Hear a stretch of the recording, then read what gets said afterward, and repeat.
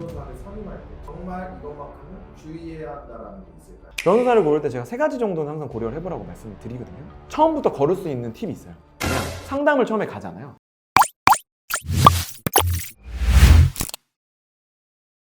변호사님 요즘 판검사 출신이라면서 변호사 광고 많이 하잖아요.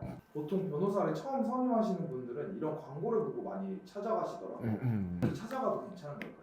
제 지인 중에서 제가 변호사임에도 불구하고 저한테 사건 안 맡기시고 정관 출신들 또는 김땡땡, 뭐 김땡장 이런데 대형 로펌에 맡기시는 분들이 있어요. 물론 이분들이 성적이 우수하시고 그렇기 때문에 뭐 검사, 판사 임명도 되시고 좋은 로펌에 가신 거는 사실입니다. 사실이고 그리고 또 대형 로펌만이 가진 어떤 체계화 시스템 그리고 직원분들도 굉장히 많으시고 우수 인력들이 있는 건 맞아요. 맞지만 반드시 거기에 사건을 맡기는 게 사건이 잘 해결된다 이렇게 말씀드릴 수는 없을 것 같거든요. 왜냐하면 사실 그런 뭐 대형 로펌이라든지 이런 것들은 이 개인 사건들을 일단 잘 안 합니다. 상당수가 기업에 특화되어 있는 사건들을 맡게 되어 있고요. 규모를 유지하기 위해서는 보통 수임료가 뭐 2, 3천 이상부터 시작되는 경우가 많아요. 그렇기 때문에 개인 사건들을 일단 많이 맡지 않습니다. 실제로 생각을 해보세요. 우리가 그 스펙을 보고 간 정관 출신 변호사님들이나 굉장히 우수한 연차가 있으신 그 유명한 변호사님들을 찾아가셨어. 그래서 그분하고 상담을 하셨다고 하더라도 사건은 정작 누가 맡으실 것 같으세요? 제일 막내 변호사가 맡는단 말이죠. 궁극적으로는. 그렇기 때문에 실제로는 뭐 1인 사무실이라든지 뭐 중형급 로펌에 맡긴 것보다 생각보다 퀄리티가 안 나오는 경우도 꽤 있다. 그래서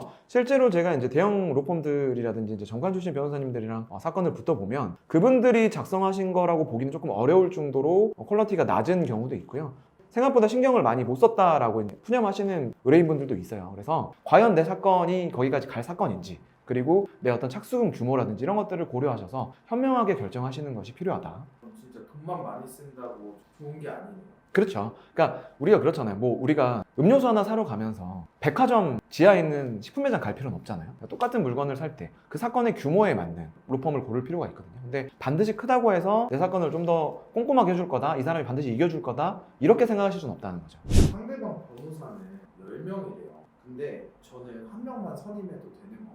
변호사님, 저희는 변호사님이랑 변호사님들 후배들이랑 해가지고 한두 명인데 상대방 서면을 받아봤더니 상대방 변호사는 10명이에요. 우리 이거 지금 막 10대 2로 싸워야 되는데 너무 무서워요. 지는 거 아닌가요? 이렇게 말씀하시는 분들이 있어요. 그럼 제가 말씀드리죠. 우리도 변호사 이름 30명 넣어드릴 수 있다. 그렇게 말씀을 드리거든요. 그러니까 뭐냐? 이게 어차피 변호사가 몇 명이 들어갔는지는 큰 의미가 없습니다. 이게 법무법인 안에서 또는 법률사무소 안에서 서로가 이름을 얼마든지 공유할 수 있어요. 이름을 다 넣어놓는다고 해서 그 변호사가 내 사건을 다 맡는다? 라고 생각하시면 큰 오산입니다. 실제로 그 사건을 맡지 않는다고 하더라도 같은 로펌에 있는 변호사들끼리는 이름을 어느 정도 공유할 수 있어요. 실제로는 사건 수행을 제가 다 하지만 제가 옆방에 있는 변호사님들 이름 넣어가지고 수십 명 이름 넣을 수도 있어요. 다만 그렇게 하는 게 의미가 없기 때문에 저희가 그렇게 하지 않는 거죠. 이제 좀 큰 로펌들 같은 경우 또는 사람이 많은 로펌들 같은 경우에는 좀 우리가 규모 있어 보이게 하기 위해서 이름을 그렇게 넣는 경우도 있고요. 대표 변호사부터 막내 변호사까지 그냥 팀으로 움직이는 경우도 있기는 있어요. 그렇기 때문에 반드시 많은 사람의 이름이 들어갔다고 해서 그 많은 사람이 다 내 사건을 맡아주는 것도 아니고 우리가 어떤 일을 할 때 여러 사람이 맡으면 어떤가요? 잘 되나요? 오히려 산으로 가죠. 산으로 갑니다. 그래서 내 사건이 뭐 엄청난 법리를 다퉈야 되고 막 정관 출신들이 붙어야 되고 이게 뭐 새로운 판례를 만들어낼 정도의 엄청난 사건들은 아니잖아요. 보통은 내 사건에 좀 더 신경 써주는 한두 사람이 있으면 되는 거고 그 사람들이랑 소통이 잘 되면 되는 거예요. 그래서 사람 수가 많은 거에 연연하실 필요가 없어요. 단순히 숫자가 많다고 해서 반드시 싸움을 잘하는 것도 아니다. 그렇게 말씀드릴 수 있을 것 같습니다. 변호사님을 선임할 때 네. 전문 변호사, 언론에 출연하시는 변호사님을 더 신뢰하는 경우가 많잖아요. 이런 변호사님들이 더 실력이 좋은 건가요? 일단 전문 변호사에 대해서 좀 말씀을 드리면요. 전문 변호사는 이제 대한변협에서 인정해주는 전문 변호사가 있습니다. 근데 이게 요건이 막 엄청 까다롭진 않아요. 예를 들면 형사 변호사 같은 경우에는 뭐 3년 이상의 이제 경력이 있으면 되고요. 30건 이상의 형사사건을 수임하면 돼요. 근데 아까 말씀드렸다시피 이제 형사사건이라는 게 내가 이름만 넣어도 맡은 거가 돼버리는 거거든요. 정말로 내가 혼자 이 사건을 진두지휘해가지고 10건 맡은 거랑 남의 이름만 넣어가지고 30건 맡은 거랑은 누가 더 이 사건을 꼼꼼하게 봤다고 할 수 있겠어요. 그래서 사실 숫자만 많이 한다고 해서 큰 의미가 없어요. 뭐 형사법 전문 변호사, 이혼 전문 변호사라고 해서 그 사람이 이 사건을 엄청 잘할 거다라고 생각하시는 건 또 오산이에요. 왜냐하면 결국은 우리가 선임할 수 있는 분들은 다 그 정도 레벨에 있는 사람들이에요. 그렇기 때문에 그것만 가지고 그 사건의 어떤 질이 담보될 수는 없다라고 말씀을 드리고 싶습니다. 그리고 TV 출연이나 언론에 많이 출연하시는 분들이 과연 전문성이 있느냐? 물론 뭐 저도 언론에 많이 출연을 하지만 저 같은 경우는 이제 방송 쪽 사건들을 많이 할 수밖에 없었겠죠. 예전에 제가 방송국에서 일도 했었고 관련 사건들, 예를 들면 명예훼손 사건이라든지 연예인들의 관련 사건이라든지 뭐 인플루언서 사건들 뭐 이런 관련 사건들은 남들보다 아무래도 경력이 있기 때문에 잘 맡을 수밖에 없어요. 그런 어떤 경력을 가지고 관련 사건들에 대한 인터뷰라든지 칼럼을 쓴다든지 하는 건 충분히 의미가 있을 수 있죠.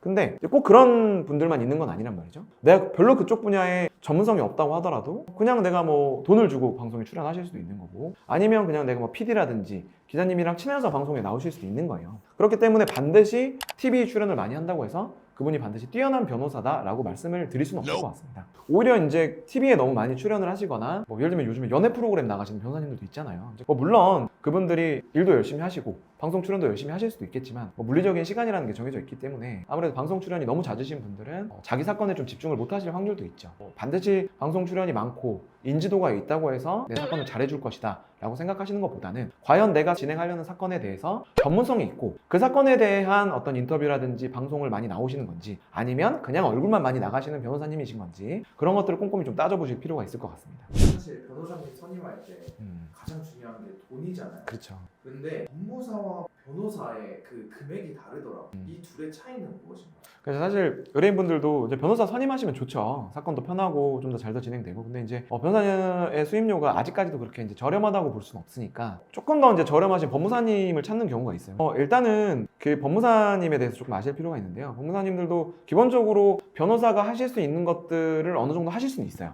근데 이제 가장 큰 차이점은 법무사한테 소송 대리권이 없다는 거거든요. 법무사님들한테 가장 큰 도움을 받으실 수 있는 거는 결국은 이제 서면에 대한 부분이거든요. 그래서 법원에 우리가 동행을 해야 된다든지, 또는 뭐 경찰서에 동행을 해야 된다든지, 사건이 좀 복잡하다든지 이런 것들은 아무래도 변호사한테 선임을 하시는 게 더 좀 잘 진행이 될 가능성이 있고요. 법무사님들이 좀 특화된 영역들이 있습니다. 뭐 간단한 등기라든지, 뭐 간단한 서면 제출이라든지, 뭐 이런 부분들에 있어서는 법무사님들도 굉장히 잘하시는 분들도 많아요. 그래서 그런 부분들을 좀 알맞게 자기 어떤 그 비용과 적합성에 맞게 좀 선임을 하시는 게 필요할 것 같습니다. 그러면 마지막으로 변호사를 선임할 때 정말 이것만큼은 주의해야 한다라는 게 있을까요? 결국은 사실은 이 얘기 하려고 이제 달려온 건데요. 변호사를 고를 때 제가 3가지 정도는 항상 고려를 해보라고 말씀을 드리거든요. 먼저 첫째로 처음부터 걸을 수 있는 팁이 있어요. 뭐냐? 상담을 처음에 가잖아요. 근데 변호사가 안 나와, 상담에. 내가 연락했던 변호사가 안 나와. 후배 변호사가 나온다든지, 다른 막내 변호사가 나온다든지, 아니면은 뭐 흔히 말하는 사무장님, 뭐 부장, 뭐 법무팀장, 국장, 뭐 여러 가지 명칭은 다양해요. 근데 내가 찾았던 변호사가 상담을 안 해요.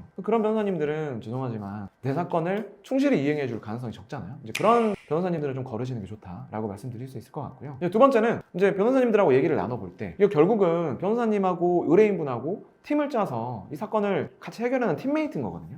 그러면 변호사님과 어떤 대화가 잘 통해야 돼요. 변호사님과 의뢰인의 궁합도 잘 맞아야 되는 거거든요. 아무리 훌륭한 변호사고 아무리 똑똑한 의뢰인이라고 하더라도 둘이서 엇박자가 날 수 있어요. 그렇기 때문에 나랑 대화도 되게 잘 통하고 연락도 좀 잘 되고 이런 변호사님을 찾으셔야 됩니다. 여기까지 됐다고 한다 그러면 이제 승패도 중요하겠죠. 결국은 해당 분야, 예를 들면은 이 변호사님이 되게 유명하고 이혼 사건을 엄청 잘해. 이혼 사건을 아주 정평이 나 있어. 근데 하다 보니까 또 남편에 대해서 형사소송을 하게 됐네. 근데 이혼 사건도 잘하니까 형사소송도 잘하겠지. 그건 오산이거든요.